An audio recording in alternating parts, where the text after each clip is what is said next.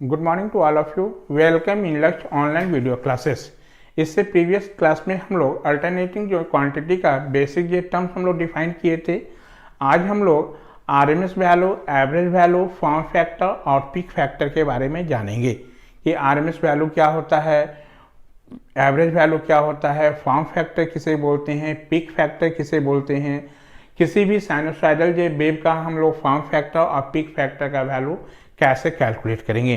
तो सबसे पहले हम लोग आज डिस्कस करने जा रहे हैं वो एवरेज वैल्यू को। इसके बाद हम लोग एवरेज वैल्यू डिस्कस करने के बाद हम लोग डिस्कस करेंगे आरएमएस वैल्यू को। तो सबसे पहले एवरेज वैल्यू होता क्या है ये जान जाए। बेसिकली हमारा एवरेज वैल्यू जो होता है वो चार्ज ट्रांसफर ऑफ सर्किट, मतलब चार्ज ट्रांसफर पर क्या कहता है हमारा ये बेस्ड होता है। हाँ, the average value is based on charge transfer in the circuit. Average value हमारा किस पर प्रिंसिपल पर बेस्ड है, हमारा चार्ज ट्रांसफर पर है।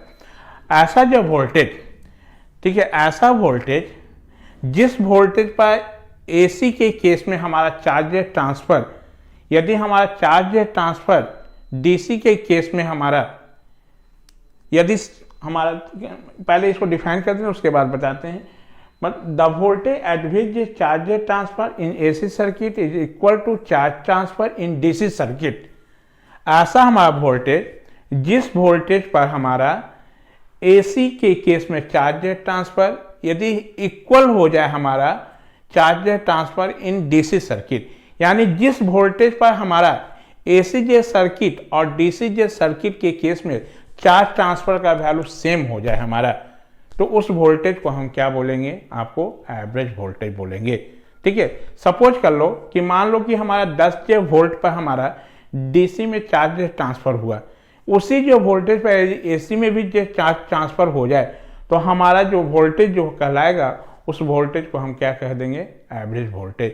तो यहाँ डिफिनीशन में जैसे लिखा हुआ है कि ऐसा जो वोल्टेज जिस वोल्टेज पर हमारा एसी के केस में charge transfer is equal to हमारा चार्ज ट्रांसफर इन डीसी जो में हो जाए हमारा, तो उस वोल्टेज को हम लोग कहेंगे कि एवरेज वोल्टेज कहेंगे। यहाँ डिफिनीशन से क्लियर है, the voltage at which charge transfer in AC circuit, ऐसा जो वोल्टेज जिस पर हमारा चार्ज ट्रांसफर एसी जे सर्किट और डीसी सर्किट में, यानी जिस वोल्टेज पर जो charge transfer in AC circuit is equal to charge transfer in DC circuit, ऐसा वोल्टेज हमारा जिस वोल्टेज पर चार्ज ट्रांसफर एसी जे circuit is equal to charge transfer in DC circuit. ठीक है, जिस वोल्टेज पर हमारा चार्ज ट्रांसफर एसी सर्किट और डीसी जे सर्किट में जिस वोल्टेज पर चार्ज ट्रांसफर का वैल्यू सेम होगा उस वोल्टेज को हम लोग क्या बोल देंगे, आपको एवरेज वोल्टेज कह देंगे।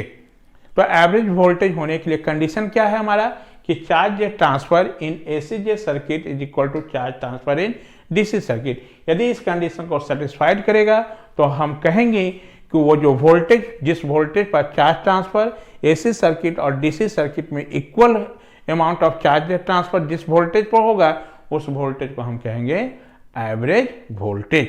या ऐसे भी कह सकते हो कि जिस करंट पर हमारा charge transfer in AC circuit is equal to charge transfer in DC circuit, that जे current is known as average current. उस करंट को हम लोग क्या बोल देंगे, एवरेज करंट। तो ऐसे बोल सकते हैं, the quantity at which charge transfer in AC जे circuit is equal to charge transfer in DC circuit. तो क्वांटिटी कहने का मतलब वोल्टेज या करंट, जिस वोल्टेज पर चार्ज ट्रांसफर एसी जे circuit is equal to charge transfer in DC circuit, that voltage is known as average voltage. And this average voltage और average current is calculated by two method. One is known as mid ordinate method and second is known as by integration method।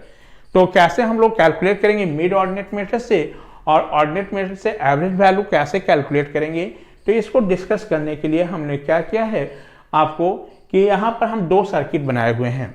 एक देख रहे हो हम लोग, एक resistance है हमारा जिसका वैल्यू R है और इसमें हम एक वोल्टेज अप्लाई किए हैं, डीसी वोल्टेज दिए हैं जिसका वैल्यू V है हमारा।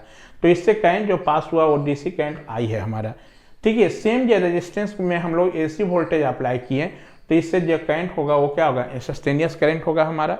अब थोड़ा देखिए कि डीसी करंट और एसी जो करंट का ये क्या है, हम लोग यहाँ पर वेवफॉर्म हम ड्रॉ किए गए हैं।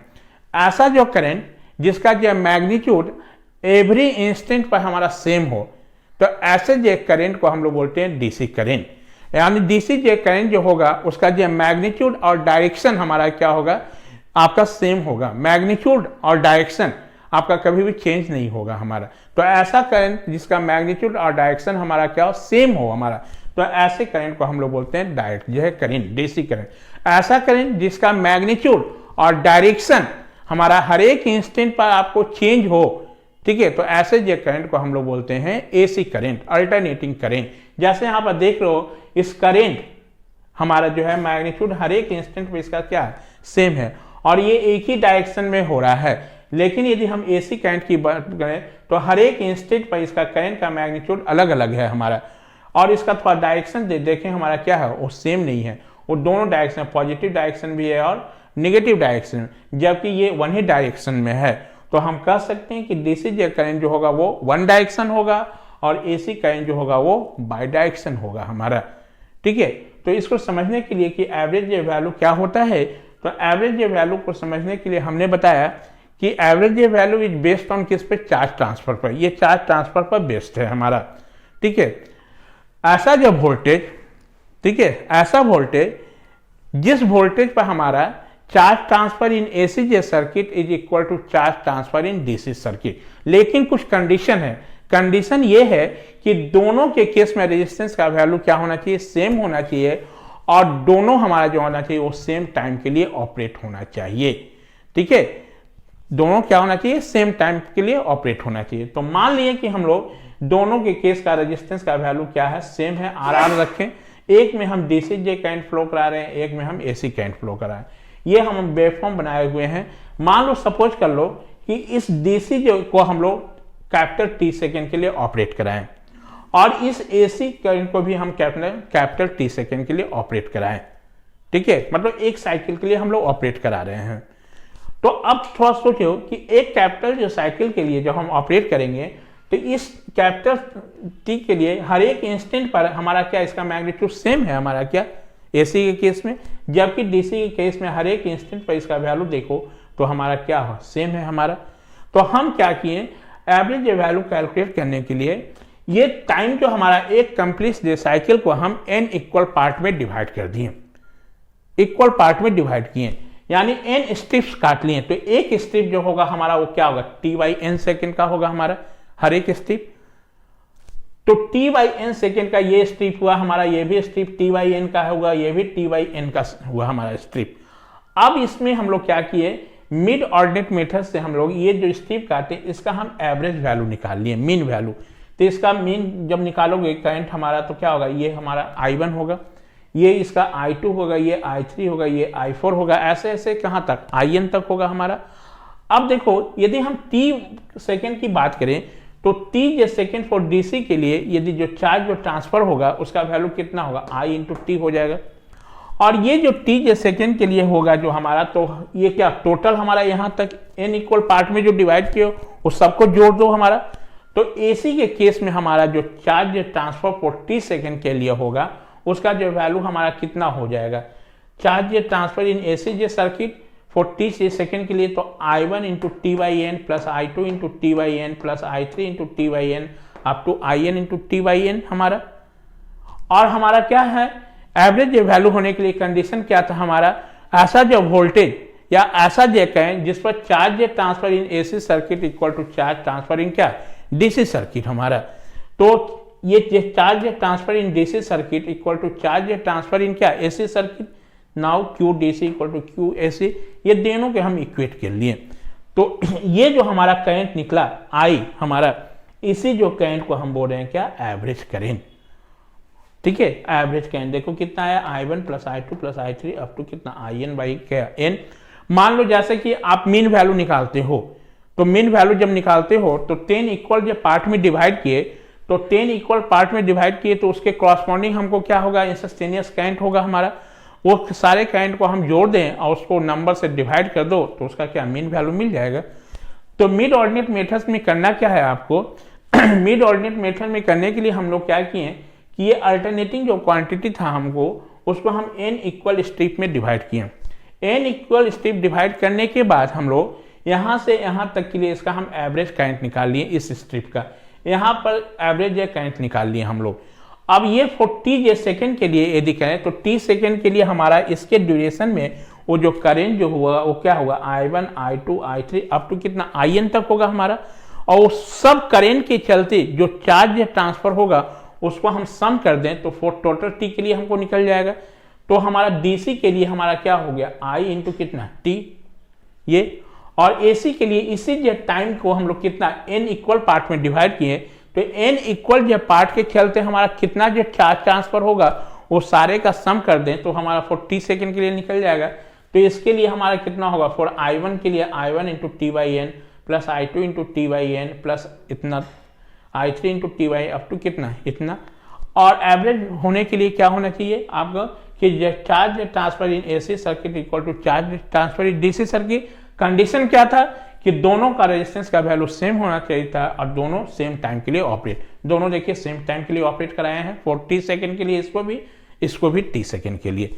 अब इस कंडीशन को सेटिस्फाइड करते हुए जब हम लोग लिखें तो I एवरेज का वैल्यू कितना हो गया, I1 plus I2 plus I3 plus up to IN by n हमारा।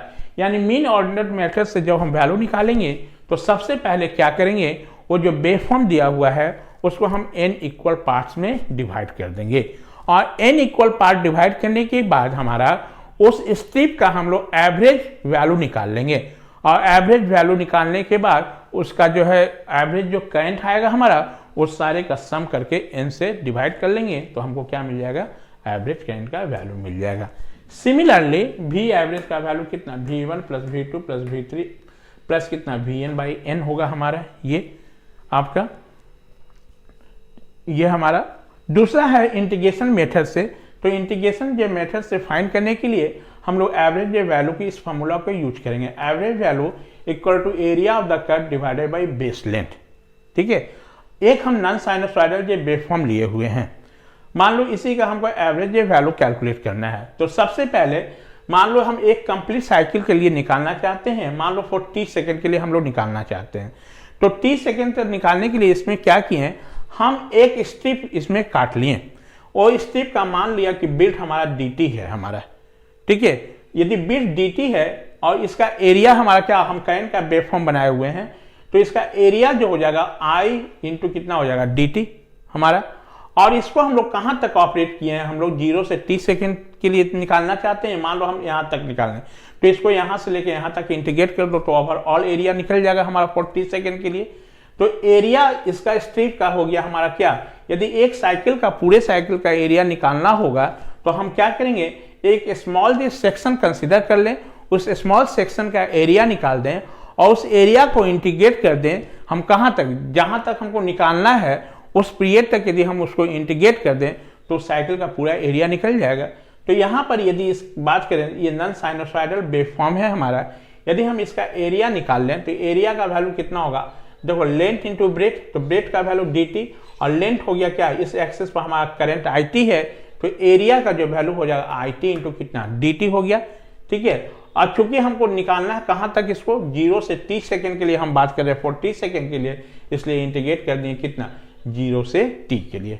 ये देखिए एरिया हो गया और डिवाइडेड बाई बेस लेंथ, तो जहां तक तुम निकाले तो इसका बेस लेंथ का वैल्यू कितना t है हमारा ये, यानी एवरेज वैल्यू को कितना हो गया हमारा 1/t 0 से t IT dt। Similarly V average का वैल्यू क्या होगा 1/t 0 से t VT dt, जहां VT क्या है, इंस्टेंटेनियस वोल्टेज है और इस केस में IT क्या है, इंस्टेंटेनियस करंट है हमारा।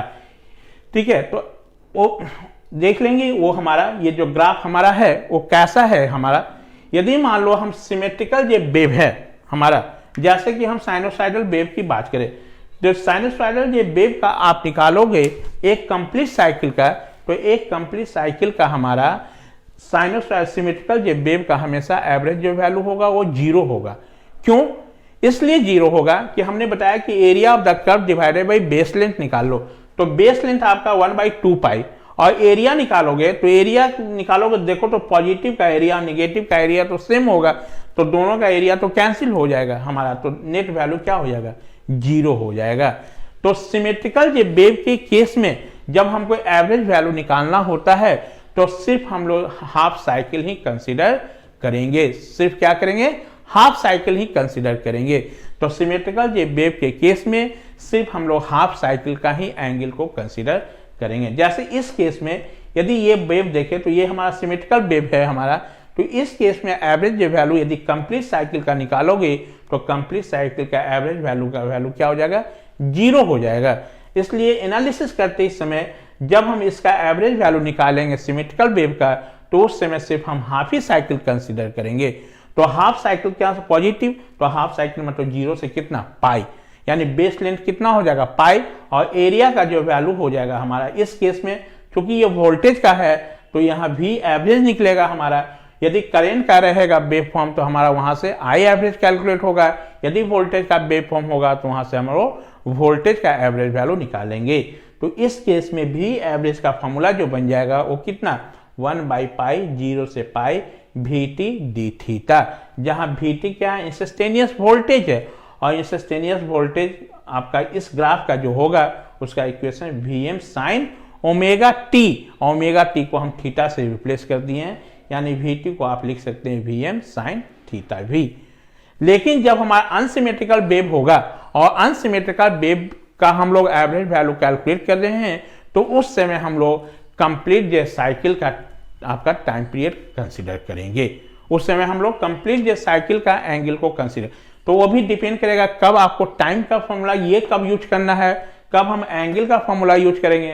तो थोड़ा देख लेंगे कि ये जो ग्राफ हमारा यदि आपका करंट वर्सेस टाइम होगा तो हम लोग ये फॉर्मूला यूज कर लेंगे। यदि मान लो करंट वर्सेस हमारा एंगल के बीच का होगा तो उस समय हम लोग क्या यूज करेंगे? आपका यहाँ पर आई एवरेज 1 कितना हमारा, यदि अनसिमेट्रिकल वेव फॉर्म होगा तो 1/2 पाई 0 से 2 पाई हो जाएगा और IT d थीटा हो जाएगा। ठीक है। और यदि हमारा सिमेट्रिकल वेव फॉर्म होगा तो उस समय एवरेज या करंट निकालने के लिए आई एवरेज का फॉर्मूला यूज कर लेगा 1/पाई 0 से पाई आपको IT d थीटा, उस केस में हम लोग यूज कर लेंगे ये। तो ये सारे जो पॉइंट्स हमारा इंपॉर्टेंट है, याद रखेंगे। जब भी हम सिमेट्रिकल वेव फॉर्म यदि कंसीडर कर रहे हैं तो सिमेट्रिकल वेव फॉर्म के केस में एवरेज वैल्यू निकालने के लिए सिर्फ हम लोग हाफ साइकिल ही कंसीडर करेंगे, फुल साइकिल कंसीडर नहीं करेंगे।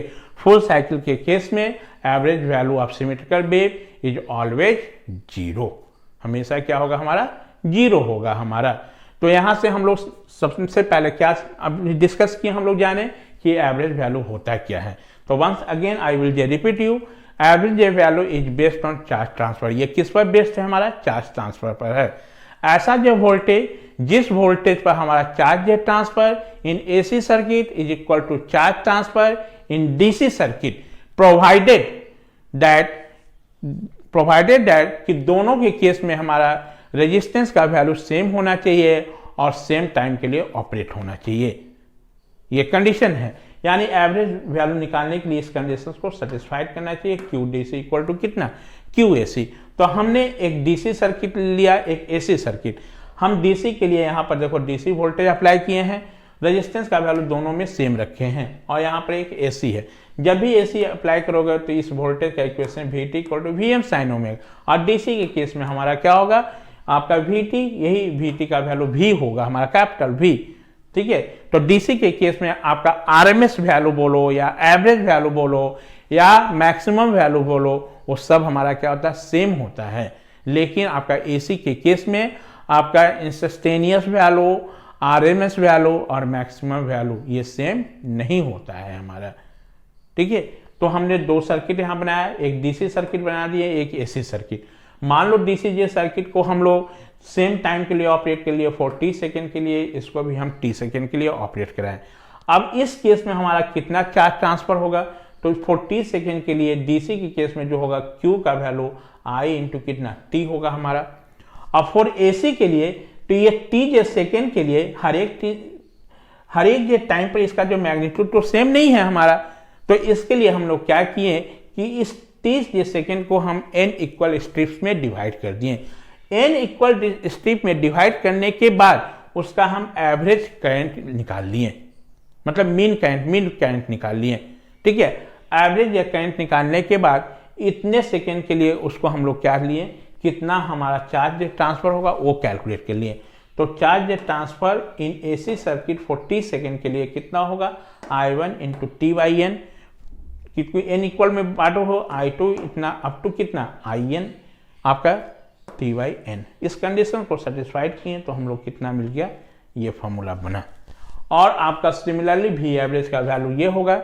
इंटीग्रेशन मेथड से जब कैलकुलेट करेंगे तो हम इस फार्मूला का यूज करेंगे, area of the curve divided by कितना, बेस लेंथ। ठीक है, इतना हमारा। यदि जो ग्राफ हमारा टाइम और करंट या टाइम और वोल्टेज के बीच का होगा हमारा, तो हम इस फार्मूला का यूज करेंगे एवरेज वैल्यू निकालने के लिए हम लोग। ठीक है, और वो भी जो हमारा वेवफॉर्म का शेप कैसा होगा उस पर डिपेंड करेगा। यदि शेप हमारा अनसिमेट्रिकल है या सिमेट्रिकल है, यदि सिमेट्रिकल शेप होगा तो सिर्फ हम हाफ साइकिल का ही टाइम पीरियड कंसीडर करेंगे, यदि अनसिमेट्रिकल होगा तो हम फुल साइकिल का टाइम पीरियड कंसीडर करेंगे। ठीक है, इसके बाद हम लोग डिस्कस करेंगे आरएमएस वैल्यू क्या होता है। तो उससे पहले आप इसको नोट डाउन कर लें। अब हम लोग आरएमएस वैल्यू के बारे में डिस्कस करेंगे। इससे पहले हम लोग डिस्कस किए थे एवरेज वैल्यू। ठीक है, तो सबसे पहले ये जानिए कि आरएमएस जो वैल्यू जो है वो बेस्ड आपका हीट ट्रांसफर पे है हमारा।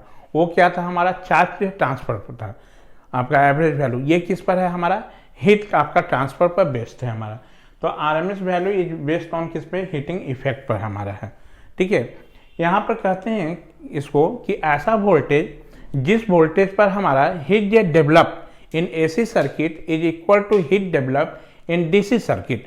मतलब ऐसा जो वोल्टेज जिस वोल्टेज पर आपका एसी जे सर्किट और डीसी जे सर्किट में हीट डेवलप, हमारा जिस वोल्टेज पर heat develop in AC circuit is equal to heat develop in DC circuit. ऐसा वोल्टेज जिस वोल्टेज पर हमारा heat develop in AC circuit is equal to heat develop in DC circuit. कहने का मतलब कि एसी जे सर्किट और डीसी सर्किट के केस में हीट डेवलप करने के लिए जिस वोल्टेज पर हमारा एसी जे सर्किट का हीट डेवलप और डीसी सर्किट का हीट डेवलप, यदि दोनों जो वैल्यू हमारा जिस वोल्टेज पर सेम हो जाएगा उस वोल्टेज को हम लोग कहेंगे आपको क्या, आरएमएस वोल्टेज। ठीक है, तो पहला लाइन यहाँ पर देखिए लिखे हैं, आरएमएस जो value is based on heating effect. इस पर क्या है, हमारा हीटिंग इफेक्ट पर ये बेस्ड है हमारा। दूसरा लाइन में लिखे हैं, the voltage at which heat produce in AC circuit is equal to heat produce in DC circuit. मतलब ऐसा जो वोल्टेज जिस वोल्टेज पर हीट जो प्रोड्यूस्ड इन एसी जे circuit is equal to heat produce in DC circuit. यानी AC जे circuit में हीट प्रोड्यूस करने के लिए और डीसी जे सर्किट में हीट प्रोड्यूस करने के लिए, यदि ये दोनों को हीट जो प्रोड्यूस करने के लिए दोनों का हीट हमारा जिस वोल्टेज पर हमारा सेम होगा, ठीक है, उस वोल्टेज को हम लोग क्या बोलेंगे, आपको आरएमएस वोल्टेज कह देंगे। तो द वोल्टेज मतलब ऐसा जो वोल्टेज एट विच जिस पर हमारा हीट प्रोड्यूस इन एसी जे circuit is equal to heat produce in DC circuit is known as RMS value या आरएमएस वोल्टेज हमारा। ठीक है, और कंडीशन है कि दोनों का केस में हमारा रेजिस्टेंस का वैल्यू सेम होना चाहिए और दोनों हमारा क्या, सेम टाइम के लिए ऑपरेट होना चाहिए। Provided both AC circuit and DC circuit have equal value of resistance and operated for same time, that is HDC equal to HAC। यानी heat develop in DC circuit is equal to heat develop in AC circuit. यानी that जो voltage at which heat develop in DC circuit is equal to heat develop in AC circuit, that voltage is known as RMS voltage. या आप कह सकते हो that जो current in which heat develop in DC circuit is equal to heat develop in AC circuit, that current is known as आपको RMS current। ठीक है, similar RMS J value is calculated by two method, one is known as mid ordinate method and another is known as integration method। ठीक है, by mid ordinate method से कैसे calculate करेंगे, तो mid ordinate method से calculate करने के लिए हमने क्या किया है, यहाँ पर सबसे पहले दो हम सर्किट बनाए हैं, एक DC सर्किट बनाया है, एक AC सर्किट बनाया है। डीसी सर्किट में रेजिस्टेंस का वैल्यू और एसी सर्किट में रेजिस्टेंस का वैल्यू क्या है, हमारा सेम है हमारा, और दोनों को हम सेम टाइम के लिए ऑपरेट कराए हैं। देखो 40 सेकंड के लिए इसको भी ऑपरेट किए हैं और 40 सेकंड के लिए इसको भी ऑपरेट किए हैं। ठीक है, इसका हम वेवफॉर्म बना दिए हैं डीसी का ये, और इधर ये क्या है एसी का है। और डीसी के केस में आप देख रहे हो 40 सेकंड पर हर एक इंस्टेंट पर आपका इसका मैग्नीट्यूड का वैल्यू सेम है। हम करंट का वेवफॉर्म कंसीडर कर रहे हैं, यदि वोल्टेज का वेवफॉर्म कंसीडर करोगे तो वहां से आरएमएस वोल्टेज का एक्सप्रेशन निकलेगा। यदि हम करंट का वेवफॉर्म किए हैं तो यहाँ से हम आरएमएस करंट का एक्सप्रेशन निकालेंगे। ठीक है, तो हम एक निकाल के सिमिलर करके लिख देंगे।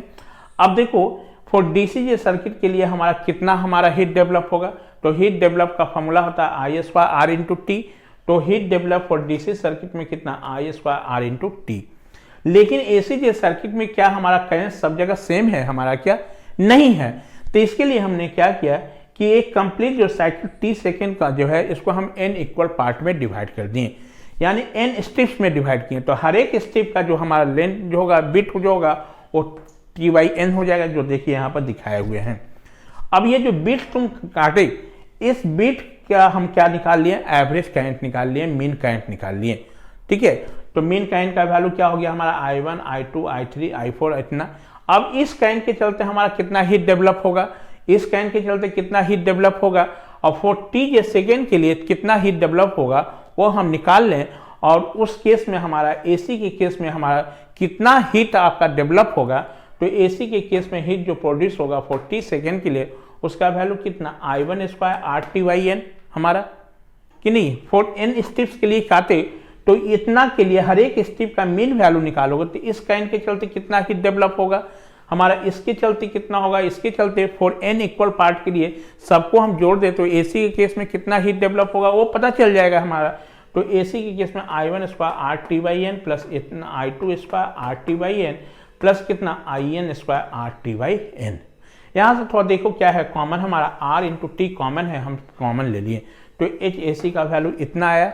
ठीक है, और आपका क्या होना चाहिए आरएमएस वैल्यू निकालने के लिए कंडीशन क्या है हमारा कि ऐसा हमारा वोल्टेज या ऐसा हमारा करे जिस पर हमारा heat develop AC circuit is equal to heat develop in DC circuit. तो उसकी वैल्यू को एक्सप्रेशन फाइंड करने के लिए हम HDC इक्वल टू HAC से इक्वेट कर दिए, दोनों का वैल्यू यहाँ पर सब्स्टिट्यूट कर लिए। सब्स्टिट्यूट करने के बाद थोड़ा देखो ये क्या हुआ, RT कैंसिल, यहाँ से जो करंट निकला यही जो करंट जो होगा वो क्या होगा हमारा आरएमएस करंट होगा, वो क्या होगा हमारा आरएमएस करंट होगा, जिसका वैल्यू देखिए कितना I1 square plus I2 square plus I3 square plus IN square by n। अब इसका नाम क्यों पड़ गया रूट मीन स्क्वायर वैल्यू हमारा। थोड़ा देखिए रूट मीन स्क्वायर वैल्यू कहने का मतलब क्या है हमको कि सबसे पहले रूट मीन स्क्वायर वैल्यू निकालने के लिए आप क्या करो कि मीन जो वैल्यू आप निकालो हो उस करेंट का स्क्वायर कर लो और स्क्वायर करने के बाद उसका मीन वैल्यू निकाल लो। देखो करेंट का स्क्वायर कर लिए, करेंट का स्क्वायर करने के बाद इसका मीन वैल्यू निकाले हैं और उसके बाद ये क्या है स्क्वायर रूट है, इसलिए इसका नाम क्या है रूट मीन स्क्वायर वैल्यू। यदि रूट मीन स्क्वायर करंट निकालेंगे तो सबसे पहले हम मीन जो करंट आप निकाले थे उस करंट के स्क्वायर करके, करंट का स्क्वायर करके उसका मीन वैल्यू निकालेंगे। तो करंट का स्क्वायर बाई n कर दिए तो करंट का स्क्वायर का मीन निकल गया और उसके बाद इसका स्क्वायर रूट ले लिए तो इसका क्या हो गया रूट मीन स्क्वायर वैल्यू हो गया हमारा। ठीक है, सिमिलरली वी एवरेज का वैल्यू कैसे निकालेंगे, V1 square plus V2 square plus V3 square इतना। यानी आरएमएस वोल्टेज निकालने के लिए क्या करना है, सबसे पहले आप मीन जो वोल्टेज जो है मतलब वोल्टेज का स्क्वायर करके मीन वैल्यू निकाल लो। ठीक है, वोल्टेज का स्क्वायर करके मीन वैल्यू निकाल लो, वोल्टेज का स्क्वायर करने के बाद उसका मीन वैल्यू निकालना और उसका फिर क्या ले लेना स्क्वायर रूट ले लेना, तो वो क्या दे देगा हमारा आपका आरएमएस वैल्यू दे देगा, यानी भी आरएमएस मिल जाएगा, रूट मीन स्क्वायर वोल्टेज हो जाएगा। ठीक है, बाय इंटीग्रेशन मेथड से, तो बाय इंटीग्रेशन जे मेथड से आरएमएस वैल्यू कैलकुलेट करेंगे बाय दिस, क्योंकि ऑलरेडी वहां पर बता चुके थे जब वहां पर हम लोग निकाले थे। तो हम यहाँ पर क्या कर रहे हैं रूट मीन स्क्वायर जो मीन वैल्यू निकाले थे उसका स्क्वायर कर लो। तो थोड़ा देखो तो जब एवरेज वैल्यू आप निकाले थे तो एवरेज वैल्यू का क्या था IT dt था हमारा। अब यहाँ पर हमको चूंकि स्क्वायर करना है जिसको हम लोग स्क्वायर कर लिए हम लोग, अब बाई टी तो यही हो गया हमारा जो मीन वैल्यू आप निकाले थे उसका स्क्वायर कर दो, तो मीन का स्क्वायर किए तो ये वैल्यू आया और इसका रूट ले लिए तो हमारा ये। तो हम एक सजेशन देंगे जब भी आरएमएस वैल्यू कैलकुलेट करोगे तो सबसे पहले आई आर एम एस का स्क्वायर निकाल लेना, और आई आर एम एस का स्क्वायर निकालोगे तो वो क्या फॉर्मूला हो जाएगा, 1/t 0 से t आई स्क्वायर t dt हो जाएगा हमारा, और वहां से फिर हम आई आर एम एस का वैल्यू निकालेंगे, वी आर एम एस का फॉर्मूला ये बन जाएगा हमारा ये। तो दोनों में अंतर क्या है हमारा, जब हम आई एवरेज निकाल रहे थे तो उस समय फॉर्मूला था 1/t 0 से t हमारा आई टी डी टी, और जब आर एम एस है हमारा तो क्या है, स्क्वायर जे रूट, वही मीन का स्क्वायर कर दो। तो इतना पोर्शन यदि तुम देखो तो ये मीन वैल्यू है हमारा, इसको हम स्क्वायर हटा दें तो ये मीन है हमारा। तो चूंकि हमारा जिसका मीन निकालना उसका स्क्वायर कर लो, स्क्वायर करके मीन निकाल लिए हमारा, अब बाई कितना स्क्वायर रूट, तो आरएमएस वैल्यू, यानी आरएमएस वैल्यू के लिए हम लोग इस फार्मूला को यूज करेंगे। अब यहाँ सवाल है कि हम आरएमएस वैल्यू जब निकालेंगे तो दो टाइप का वेव फॉर्म होगा, एक आपका होगा सिमेट्रिकल वेव फॉर्म होगा और एक होगा क्या, अनसिमेट्रिकल वेव फॉर्म होगा। यदि सिमेट्रिकल ये वेव फॉर्म है तो सिमेट्रिकल वेव फॉर्म का या तो कंप्लीट साइकिल का आरएमएस वैल्यू निकालो या हाफ साइकिल का आरएमएस वैल्यू निकालो, दोनों में कोई भी चेंजिंग नहीं होगा। ऑलवेज हमारा कंप्लीट साइकिल, ठीक है, या हाफ साइकिल का आपका आरएमएस वैल्यू हमेशा क्या होगा, सेम होगा हमारा। तो इस केस में हम लोग जब भी आरएमएस कैलकुलेट करेंगे, यदि सिमेट्रिकल वेवफॉर्म होगा तो उस केस में सिर्फ हम हाफ ही साइकिल का निकाल लेंगे, फुल साइकिल का कंसीडर करने की जरूरत नहीं है हमारा। समझ में बात है। तो यहाँ से हम लोग क्या डिस्कस कर लिए, आपको आरएमएस वैल्यू और एवरेज वैल्यू के बारे में डिस्कस किए कि हमारा क्या होगा, आरएमएस और एवरेज वैल्यू क्या होगा। इसी पर हमारा छोटा छोटा टर्म और है, जैसे फॉर्म फैक्टर क्या होगा, पिक फैक्टर क्या होगा। इस दोनों को डिफाइन करने के बाद हम डिफरेंट वेवफॉर्म का आपका आरएमएस एवरेज वैल्यू कैलकुलेट करेंगे। तो सबसे पहले इतना नोट डाउन कर ले, इसके बाद हम बताते हैं फॉर्म फैक्टर क्या है और पिक फैक्टर क्या है। अब हम लोग डिस्कस करेंगे फॉर्म फैक्टर क्या होता है, पिक फैक्टर क्या होता है। ठीक है, तो फॉर्म फैक्टर बेसिकली क्या है, it is the ratio of RMS value to the average value of alternating quantity. किसी भी अल्टरनेटिंग जो क्वांटिटी का आरएमएस के वैल्यू और एवरेज वैल्यू का जो रेशियो होगा उसको हम लोग क्या बोलेंगे, फॉर्म फैक्टर। और फॉर्म फैक्टर को हम लोग डिनोट करते हैं किससे, के एफ, सफिक्स में एफ लगा दो तो फॉर्म फैक्टर हो गया हमारा, के एफ से फॉर्म फैक्टर। और mathematically it can be express as form factor equal to RMS value to the average value. और ये जो वैल्यू जो होगा हमारा, आइदर वो वोल्टेज भी हो सकता है चाहे करंट भी हो सकता है। यदि हम वो वेवफॉर्म देख लेंगे, यदि वेवफॉर्म हमारा वोल्टेज का वेवफॉर्म है तो उस समय हम फॉर्म जो फैक्टर निकालने के लिए क्या लिखेंगे, यहाँ formula RMS voltage by average voltage हो जाएगा हमारा। यदि हमारा करंट का वेवफॉर्म होगा तो उस समय फॉर्म फैक्टर का फॉर्मूला बन जाएगा RMS current by RMS current, हमारा आरएमएस करंट बाय कितना, एवरेज करंट। तो ये जो देख लो वैल्यू कहने का मतलब आइदर ये वोल्टेज हो सकता है या करंट होगा। तो किस पर डिपेंड करेगा, हमारा वेवफॉर्म किसका है हमारा। यदि हमारा वोल्टेज का वेवफॉर्म होगा तो इस वैल्यू के जगह हम वोल्टेज यूज कर लेंगे। यदि हमारा करंट का वेवफॉर्म होगा तो हम वैल्यू की जगह क्या, करंट यूज कर लेंगे। ठीक है, यानी फॉर्म फैक्टर बेसिकली क्या हुआ, form factor it is the ratio of RMS value to the average value.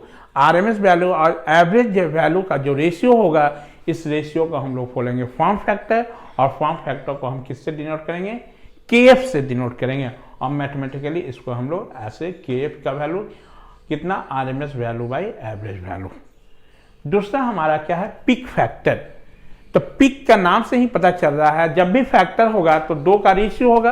अब पिक फैक्टर तो it is the ratio of maximum value to the RMS value of an alternating quantity is known as, आपका क्या होगा, peak factor. यानी peak factor is the ratio of क्या, maximum value to the RMS value. Maximum value और RMS value का जो ratio होगा उस रेशियो को हम लोग बोलेंगे पिक फैक्टर। और पिक फैक्टर को हम डिनोट करेंगे केपी से। और मैथमेटिकली इसको एक्सप्रेस ऐसे करेंगे, केपी का value maximum value by RMS value. ये फिर वैल्यू जो होगा आइदर ये वोल्टेज होगा और नहीं तो करंट होगा। यदि वेवफॉर्म हमारा वोल्टेज का होगा तो उस समय पिक फैक्टर निकालने के लिए फॉर्मूला यूज कर लेंगे मैक्सिमम हमारा क्या करेंट बाई क्या आरएमएस करेंट। यदि वोल्टेज का वेवफॉर्म होगा तो हम पीक फैक्टर निकालने के लिए maximum voltage divided by RMS voltage. तो यहाँ पर हम लोग जितने भी एसी अल्टरनेटिंग जो क्वांटिटी में जितना हमारा टर्म्स था हम लोग यहाँ पर उसके बारे में फैमिलियर हो चुके हैं। और हमेशा एक चीज़ रिमेंबर रखना कि एसी के केस में हमेशा जो करंट जो होगा वो हमारा आरएमएस करंट के मतलब बेस पर वो वर्क करता है, वहाँ पर आरएमएस करंट फ्लो करता है। क्योंकि यदि एवरेज करंट निकालोगे तो एक कंप्लीट साइकिल का एवरेज करंट का वैल्यू हमेशा 0 होता है। इसलिए एनालिसिस जब भी हम एसी का करेंगे तो एनालिसिस करने के समय उसमें जो करंट जो होगा कंसिडर करेंगे वो हमेशा आरएमएस करंट को कंसीडर करेंगे। एक बेस्ट एग्जांपल आप जैसे मान लो, जैसे आप हीटर का कॉइल देखे होगे, ठीक है। जब हीटर का कॉइल आप जलाते हो तो क्या जलाने के बाद हमारा कहीं कम हमारा हीट डेवलप होता है, कहीं ज़्यादा हीट डेवलप होता है क्या? यदि करंट कम बेसी होगा हमारा तो वही जो इक्विवेलेंट करंट जो हुआ, जिस करंट पर हमारा हीट डेवलप जो हो गया एसी सर्किट और हीट डेवलप या डीसी सर्किट जिस करंट पर सेम होगा उसी करंट को हम लोग क्या बोलेंगे? RMS current. तो हमेशा रिमेंबर रखेंगे जब भी हम एसी एनालिसिस करेंगे तो उस समय एसी के केस में हमेशा जो होगा वो आरएमएस करंट फ्लो करेगा। कौन करेगा? आरएमएस करंट हमारा। तो यहाँ पर फॉर्म फैक्टर पीक फैक्टर जानने के बाद हम लोग डिफरेंट शेप ऑफ वेव का हम लोग क्या निकालेंगे? एवरेज वैल्यू निकालेंगे, आरएमएस वैल्यू निकालेंगे, फॉर्म फैक्टर कैलकुलेट करेंगे, पीक फैक्टर कैलकुलेट करेंगे, जो कि हम लोग नेक्स्ट क्लास में डिस्कस करेंगे। तो नेक्स्ट क्लास में हम लोग इस पर बेस्ड जितने भी प्रॉब्लम होंगे सारे जो हमारा प्रॉब्लम आपको डिस्कस किया जाएगा। यानी नेक्स्ट जो सेशन होगा हमारा कमिंग सेशन में हम लोग इस पर बेस्ड न्यूमेरिकल सॉल्व करेंगे। Thank you.